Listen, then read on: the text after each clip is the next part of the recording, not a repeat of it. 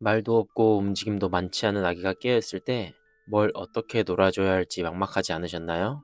매번 깍꿍만 하면 아기가 즐거운지도 모르겠고 놀아주는데 한계를 느끼지 않으셨나요? 저도 마찬가지였어요. 아기와는 놀아주고 싶은데 어떻게 놀아줘야 할지 모르겠고 제가 하는 놀이가 아기의 초기 발달에 분명 영향을 미칠 텐데 제가 잘 해주지 못해서 혹시라도 발달에 도움을 주지 못할까봐 걱정도 되었던 것 같아요. 그래서 이번 영상에서는 제가 경험하고 책과 영상 등으로 공부한 정보들을 토대로 지금 당장 집에서 해줄 수 있고 실제 자주 해주었던 진짜 의미 있는 아기 발달 놀이에 대해 정리해 보았습니다. 이 영상 끝까지 보시면 아기가 깨어있는 시간, 발달을 위해 어떤 놀이를 해주어야 할지 정리되어 아기와 즐겁고 유익한 시간 보내실 수 있을 거예요. 그럼 바로 시작하겠습니다. 우선 생후 3개월까지 발달 놀이가 중요한 이유부터 말씀드려 볼게요. 아기는 태어날 때 신경세포인 뉴런은 대부분 갖추고 있지만 신경세포를 연결하는 연결망인 시냅스는 거의 없는 상태라고 해요. 생후 3개월 동안 매초 수백만 개의 신경세포 연결망인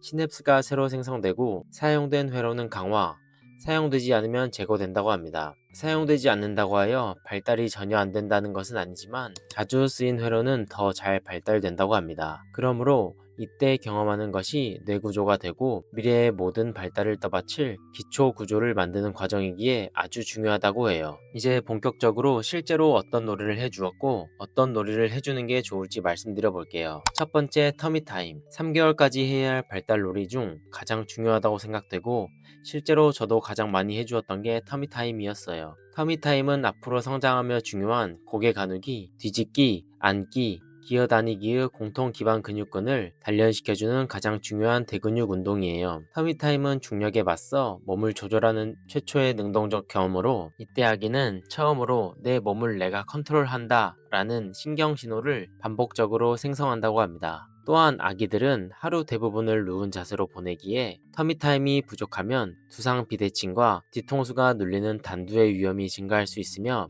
목, 어깨 사용 경험 부족으로 운동 발달 지연 가능성이 증가한다고 합니다. 터미타임은 생후 2에서 3주부터 한 번에 30초 정도라도 하며 점진적으로 시간을 늘려가는 게 중요하다고 해요. 저희도 처음엔 깡깡이 엄마 몸 위에서 이후에는 옆방쿠 위에서, 이후에는 조금 더 단단한 매트 위에서 이렇게 하면서 점진적으로 강도와 시간을 늘려갔답니다. 그리고 터미타임을 할 때는 앞에 시선을 끌 수 있는 초점책 등을 두면 도움이 되고 고개를 들지 못해 질식의 위험이 있을 수 있으니 항상 옆에서 지켜봐 주시는 것이 정말 중요하답니다. 두 번째, 아기 얼굴 앞에서 부모 얼굴 보여주기. 아기의 얼굴에서 2-30cm 거리를 두고 아주 천천히 얼굴을 상, 하, 좌, 우로 움직여주세요. 시간은 30초에서 1분 정도로 미소를 띄우거나 말을 걸어주면 더 효과적이라고 해요. 이 놀이는 두 눈을 동시에 맞추고 초점 유지를 요구하여 사시 예방과 초점 조절 능력을 길러주고 눈을 따라 움직이고 고개를 돌리며 시각 정보가 몸의 움직임으로 번역되는 회로를 강화한다고 해요. 저희도 실제로 많이 해주었고 신생아 시기에는 아기가 눈을 잘 마주치지 못하지만 점점 성장하며 아기와 눈을 마주치고 움직임에 따라 눈동자가 돌아가는 게 너무 귀엽고 교감하고 있다는 느낌을 받을 수 있어 정말 좋았던 것 같아요. 세 번째, 초점책 모빌 보여주기. 초점책은 2-30cm 거리에 두고 아기가 볼 수 있는 위치에 둬 주세요. 모빌은 아기가 누운 상태에서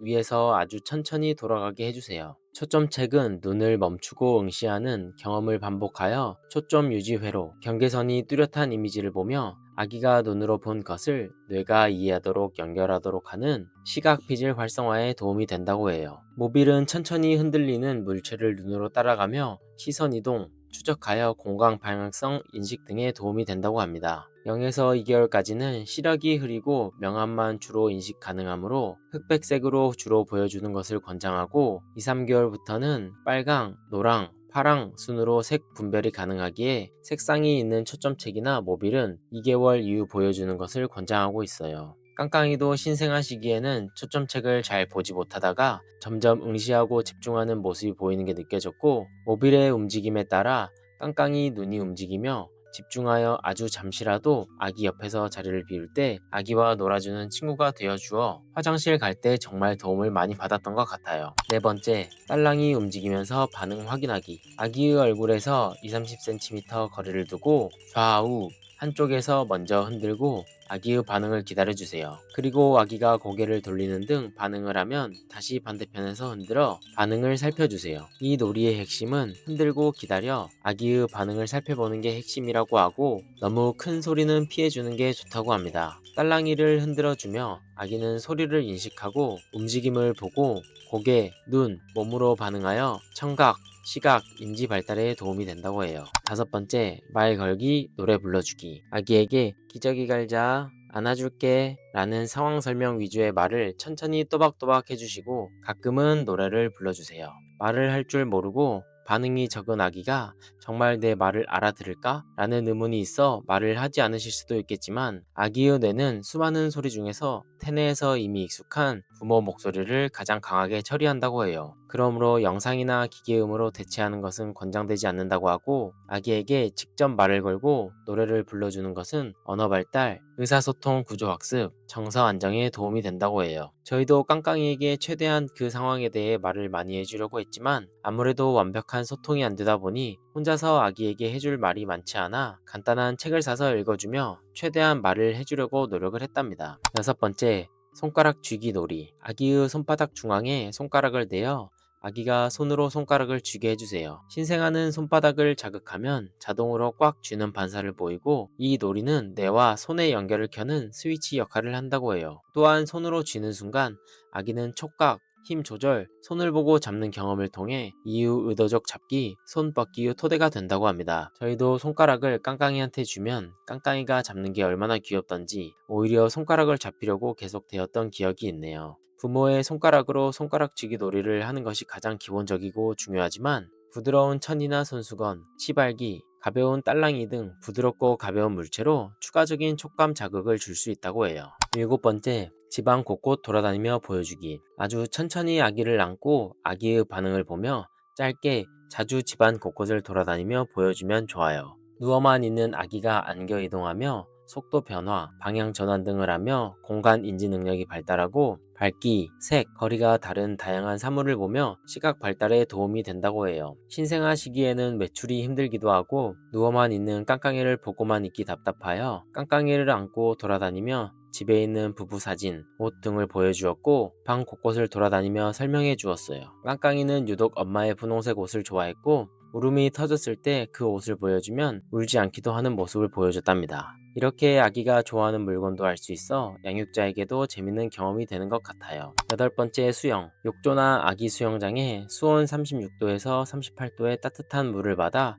목튜브를 하고 5분에서 10분 수영을 시켜주세요. 수영은 부력으로 인해 중력 부담이 줄어 아직 근력이 약한 아기도 팔, 다리를 자유롭게 움직이는 경험을 할 수 있게 하여 대근육 신경회로의 활성을 촉진한다고 합니다. 또한 물의 저항, 부력을 감각으로 경험하여 뇌에 다양한 감각 입력을 제공할 수 있다고 해요. 반드시 주의할 점으로, 아기는 아주 얕은 물에서도 익사사고가 발생할 수 있으니 반드시 옆에서 지켜봐 주시고 얼굴을 물에 담그거나 하는 행동은 절대 하지 말아주세요. 깡깡이도 55일 차에 첫 물놀이를 했고 목튜브에 몸을 맡긴 채 팔과 다리를 자유롭게 움직이는 걸 보고 물놀이를 좋아하는 것 같아 욕조에 물을 채우는 것이 힘들었지만 이후에도 자주 해주었답니다. 깡깡이는 물놀이를 좋아했지만 혹시라도 물놀이를 싫어하는 아기가 있을 수 있으니 배고프거나 졸린 시간대는 피해주시고 반응을 꼭 살피면서 진행해주세요.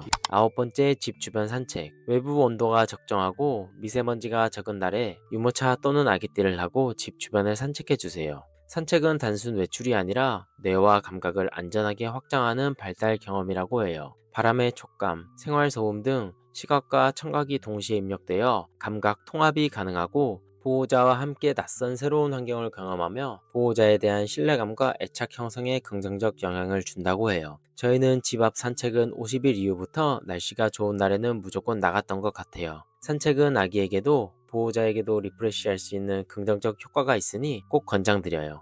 열 번째, 색이 있는 얇은 천을 앞에서 흔들며 놀아주기. 얇고 부드러운 천을 아기 얼굴 앞에서 천천히 흔들거나 피부에 부드럽게 스치게 해주세요. 얇은 천이 흔들리며 색 대비, 빛투가 부드러운 움직임을 동시에 제공하여 시각 추적 회로가 활성화된다고 해요. 또한 눈으로 천을 보고 피부로 스치는 감촉을 느끼고 천이 움직이며 생기는 공간 변화를 경험하며 시각, 촉각, 움직임 세 감각이 하나의 신경망으로 통합된다고 해요. 감각이 통합되면 이것을 보면 이런 느낌이고 내 몸은 이렇게 움직인다에 의미 단위 처리가 가능하고 몸을 더 잘 느끼게 되고 세상을 예측할 수 있고 집중력이 자연스럽게 길러진다고 합니다. 너무 화려한 무늬나 반짝이는 소재는 피해 주시고 빠르게 휘두르는 방법은 피하는 게 좋아요. 결정적으로 이 놀이는 깡깡이가 너무나도 좋아해서 자주 해주었었습니다. 이상으로 영상 마치며 0에서 3개월 발달 놀이는 뭘 시키는 것이 아니라 아기와 자주 눈 마주치고 말 걸고 만져주는 것 그 자체라는 것을 꼭 알아주세요. 부디 이 영상이 여러분에게 도움이 되길 바라고 이 영상과 함께 아기와 부모님 모두 즐겁고 건강하시길 바랍니다. 그리고 육아를 조금 일찍 시작한 사람으로 앞으로도 도움이 될 만한 내용은 이곳에 정리하도록 하겠습니다. 오늘도 영상 끝까지 봐주셔서 감사합니다.